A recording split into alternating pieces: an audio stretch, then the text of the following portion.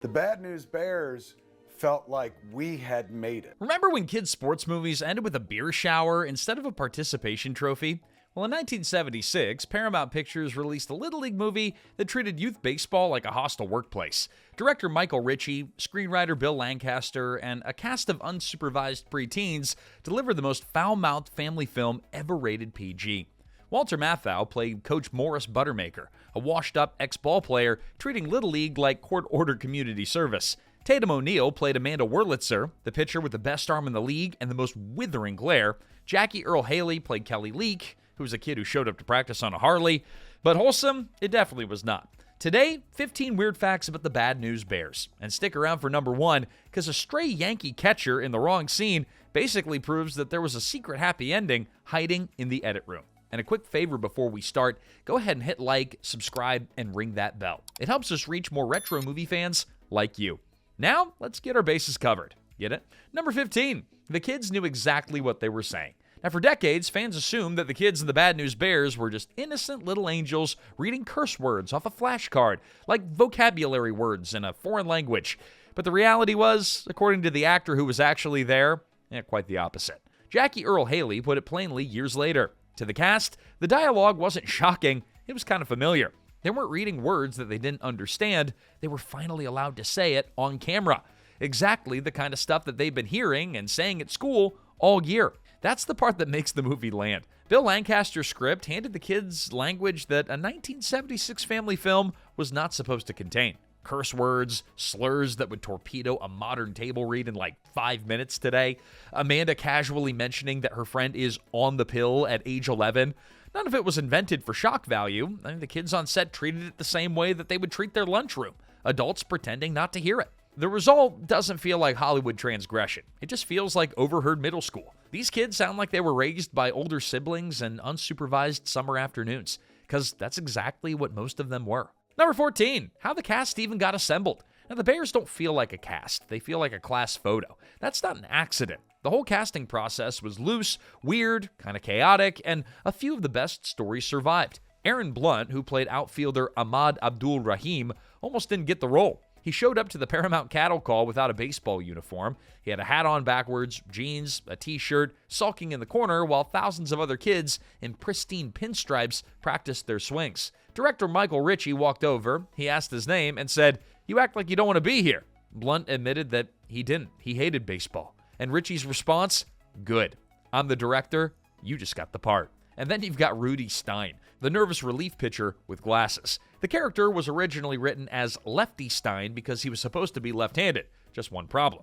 David Pollock, the kid who was cast in the role, was right-handed. Walter Matthau himself suggested swapping Lefty for Rudy, and it stuck. A character renamed mid-production because his actor couldn't pitch the right way. And early in production, the kids' first official bonding session wasn't a baseball clinic or a team dinner. The producers loaded them into a movie theater to watch Earle Haley's previous film, The Day of the Locust. Most of them were like 10 or 11 years old, and The Day of the Locust is a brutal hallucinatory drama about Hollywood despair. Confirmed by Gary Lee Cavagnaro, the original Engelberg, it wasn't exactly Pixar. The casting director picked feel over polish, and the feel? It held. Number 13, a major pay gap on a kid's movie. Walter Matthau's the grumpy face on the poster, the studio's safe bet with a cigar in one hand and a hangover up in his noggin. In 1976 Hollywood, that meant one thing. You got paid first. Matthau took home $750,000 plus over 10% of theatrical rentals. By the time the Bears stopped cursing long enough to count receipts, his total cleared $2 million.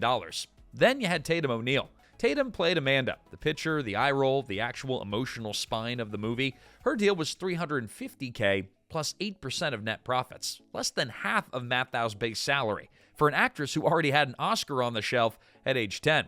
The winner is Tatum O'Neal. And here's where it gets interesting. The Quigley Top 10 Money-Making Stars poll, the most respected exhibitor ranking of the era, listed Tatum at number 8 for 1976. Robert Redford was number 1. You had Jack Nicholson, Dustin Hoffman, Clint Eastwood, Mel Brooks, Burt Reynolds, Al Pacino, and then Tatum. Sandwiched between Pacino and Woody Allen at age 12. Matthau didn't even crack the top 10 that year. The actress with the higher box office ranking got half the upfront check, but the back-end percentage softened the gap eventually. The movie grossed over $32 million domestically, and her profit share pushed her total earnings near Matthau's. She walked away the highest-paid child star in Hollywood history at the time. Number 12. Matthau wasn't the first choice or the second. Before Matthau put on the rumpled bear's cap, the role of Buttermaker bounced around through 2 A-list rejections. Steve McQueen got offer number 1, but he passed. He was busy with An Enemy of the People. Warren Beatty was next, and he actually did agree, but then he backed out to focus on Reds, the film that eventually earned him his only Oscar for Best Director. The winner is Warren Beatty for Red. So somewhere in an alternate universe, Buttermaker's a cool-as-ice action legend or Hollywood's smoothest leading man.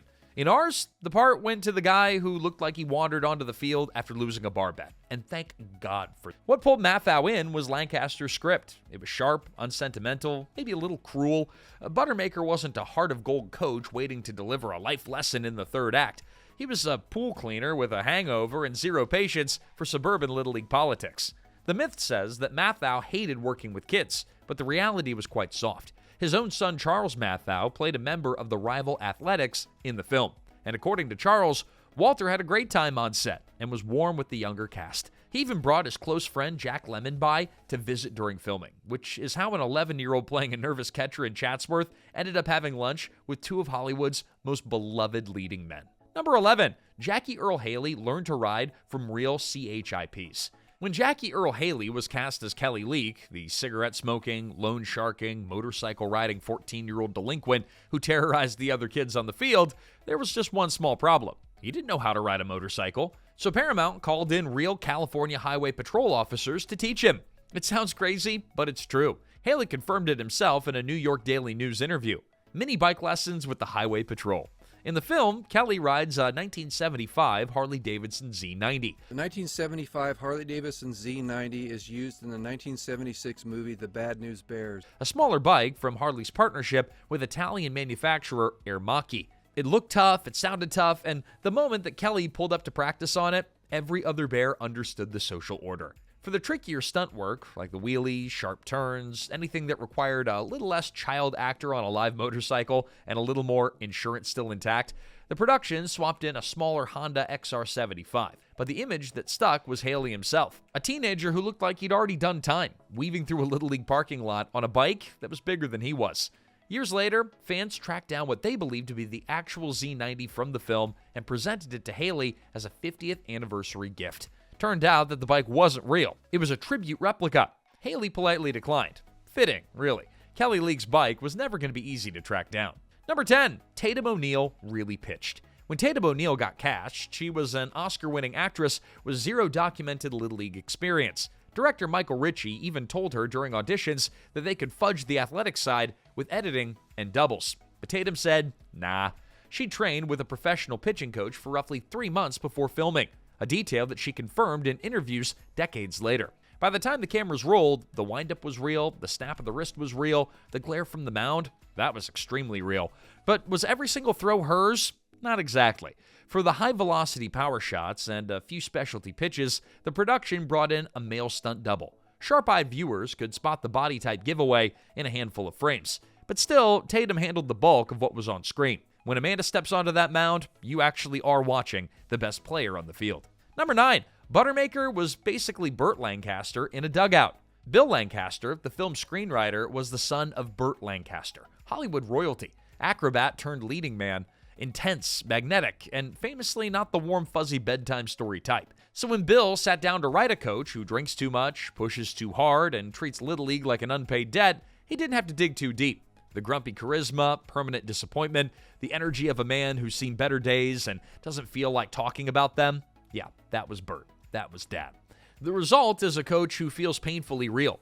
A guy who maybe cares more than he wants to admit, hiding it behind sarcasm and a six-pack. Bill Lancaster put his dad on screen and called him Morris Buttermaker. Interpret that however you want to. Number 8, it came from real Little League trauma. Bill Lancaster had polio as a kid, one leg shorter than the other. He played first base wearing a brace because his mobility was limited. Burt would watch from the bleachers. There's no version of that childhood where a kid doesn't develop some complicated feelings about competition, expectations, and the gap between who you're supposed to be and who you actually are.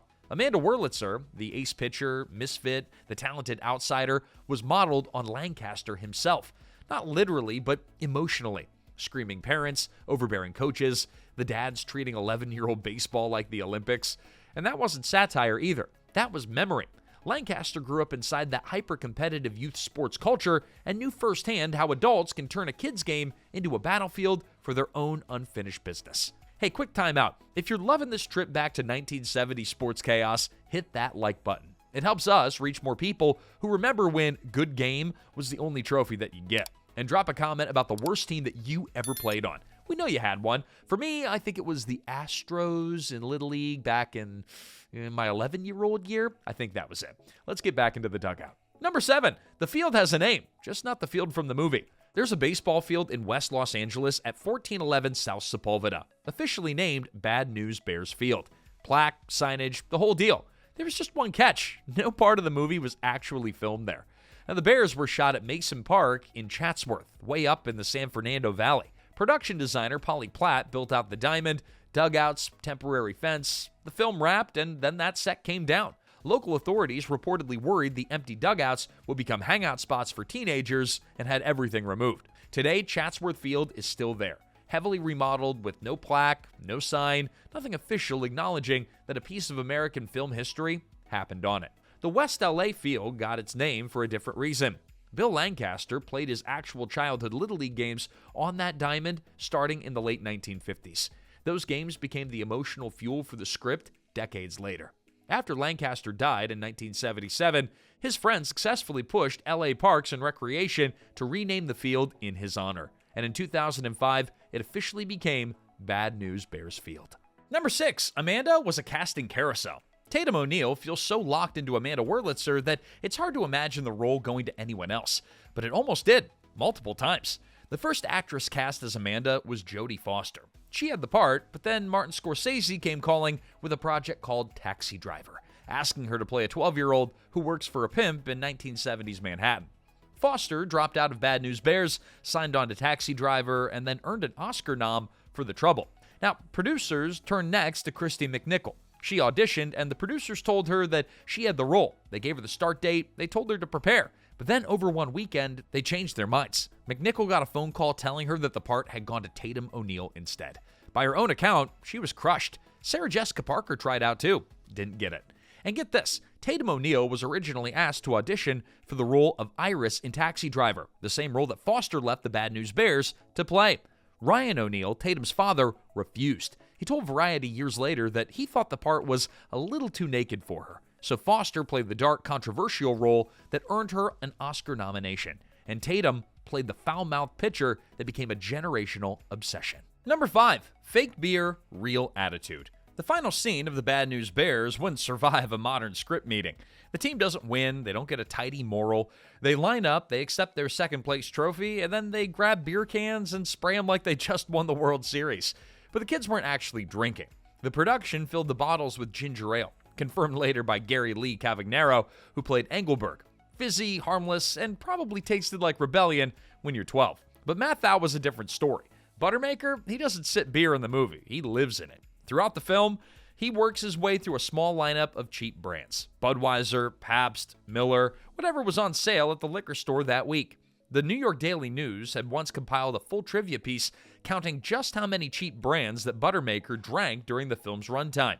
That detail told you everything about the man. A washed-up ex-ball player drinking whatever was cheapest, while the kids would spray ginger ale around him like they just were drafted to the majors. Second place? It never looked so satisfying. Number 4, the poster came straight out of Mad Magazine. The original 1976 theatrical poster was illustrated by Jack Davis, one of the earliest and most defining artists at Mad Magazine. One of the country's most prolific, popular, accomplished, and successful artists. And one of the most copied caricature stylists of his entire generation. Now, one look at this thing and you know exactly what kind of movie you're walking into. The kids are wild-eyed, the uniforms are wrinkled, Matthau's Buttermaker looks 3 bad decisions away from a suspension hearing, and Amanda is radiating undiluted glare. The poster doesn't look polished, it just looks like it might start yelling at you. Now, Davis had been doing this kind of work for decades. He designed the posters for It's a Mad, Mad, Mad, Mad World and Woody Allen's Bananas, and a Little League comedy where nobody had their act together, that's right in his wheelhouse. When the 2005 remake with Billy Bob Thornton rolled around, the studio didn't reinvent the look. Artist Phil Roberts illustrated a new poster intentionally patterned after the original. Same chaotic layout, same energy, nearly 30 years later. Paramount couldn't top Jack Davis, so they just photocopied the vibe. Number 3, the movie basically invented the phrase. Before the movie, bad news was just bad news, and bears, well, they were just bears. Put them together, you had nothing. But then the movie happened, and the Bad News Bears minted a phrase. 3 simple words became a permanent cultural label. Search for documented use of Bad News Bears as an idiom before 1976, you're basically going to find nothing. Somebody somewhere probably said it in passing, but it probably didn't mean anything specific. But after the movie, it meant everything. A hopeless sports team, Bad News Bears. A disaster of a corporate project, Bad News Bears. Your friend group trying to assemble IKEA furniture without instructions, yeah, also Bad News Bears. The phrase doesn't just mean bad, but charmingly bad. Dysfunctional, but endearing. The kind of failure you almost root for. And that balance is why it's stuck. The Bears don't transform into a synchronized high-five machine. They're going to stay messy, loud, and imperfect. And somehow that imperfection became aspirational. Decades later, the phrase still pops up in sports commentary, office banter, and cultural shorthand. It survived the 80s, 90s, the 05 remake, and corporate team-building seminars. Actually, come to think of it, that last one might be the most impressive feat of all. Number 2, the Aguilar brothers didn't speak Spanish. The Aguilar brothers were written as the ultimate outsiders, Jose and Miguel, the 2 players who barely understood a word of English. They just stand on the field looking confused, while everyone else argues about the batting order and snack money. Except the actors playing them didn't speak Spanish. Jaime Escobedo and George Gonzalez were both native English speakers from Los Angeles. According to a Sports Illustrated Where Are They Now interview from 2001, they weren't Spanish speakers at all, which meant that they had to learn their Spanish dialogue phonetically, memorizing sounds that they didn't naturally understand to sell the illusion. Jose, played by Escobedo, handled second base with deadpan silence. Miguel, played by Gonzalez, was so short that the strike zone barely existed. The 2 characters written to be the most isolated by language were actually 2 of the most chatty kids on set. They just had to switch languages whenever the camera rolled. Number 1, the Bears actually secretly won somewhere in the editing room. Now, the Bad News Bears is famous for one bold choice, right? They lose. Kelly Leak doesn't ride off into the sunset with a trophy strapped to his motorcycle. He gets tagged out at the plate. Game over. Real life wins. But that ending is the whole point. Director Michael Ritchie actually shot 2 versions of the finale. One where Kelly's safe at home and the Bears beat the Yankees, and the version that we know, where he's out. Paramount executives, including studio head Barry Diller, reportedly preferred the win, and so did Warren Beatty, back when he was still attached to play Buttermaker. Ritchie and producer Stanley Jaffe chose the loss, arguing that the happy ending would have undercut everything that the movie was about. But then something weird happened in post-production. Earlier in the film, when Kelly hits a home run for the Bears' first win of the season, there's a celebration shot at home plate. The team mobs him, but sharp-eyed fans would notice something off. The opposing catcher in that footage is wearing a Yankees uniform. But the Bears weren't playing the Yankees in that game. That celebration footage was lifted from the alternate ending, the one where they win the championship, and then quietly reused in the regular season win. A tiny piece of that fairy tale survived, accidentally, just hiding in plain sight behind home plate. And there you have it, everyone. 15 weird facts about the Bad News Bears. Which one had you reaching for the freeze frame button? Which one did we miss? Well, drop it in the comments, and while you're down there, hit like, subscribe, and ring that notification bell so you don't miss our next retro deep dive. Until next time, this is Remember When.